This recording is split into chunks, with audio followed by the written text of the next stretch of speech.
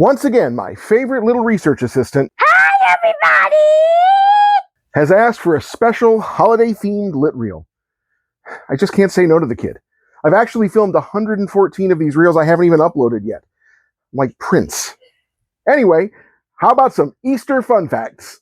The word Easter is believed to have come from the name of the Anglo-Saxon goddess Youster, who was a goddess of life and fertility, and whose symbol was, wait for it, the rabbit. Early Christians are believed to have taken some of the pagan celebrations and grafted them onto their own traditions, not unlike Christmas, Halloween, and Toyotathon. The date of Easter changes every year, but typically it's set on the first Sunday after the first full moon, after the first day of spring.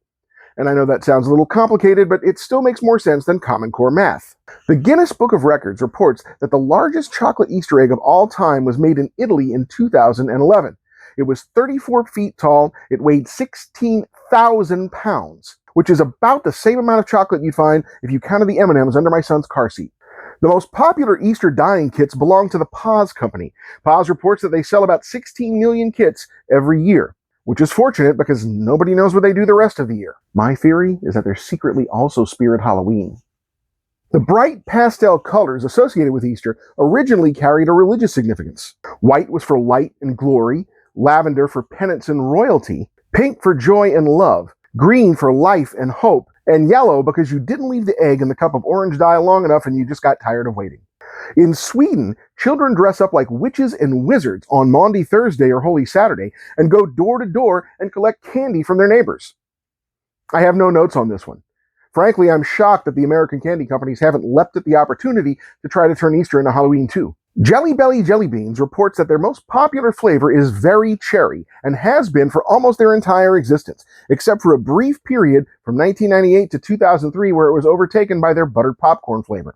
Their earwax flavor, on the other hand, has never been popular, except for among a small contingent on the internet that we'd rather not talk about. Having ham as a traditional Easter dinner dates back to the time before refrigerators, when meat had to be cured with salt to last for the long winter months. At the beginning of spring, they would eat up the last of the food on Easter now that it was time to start slaughtering fresh livestock again.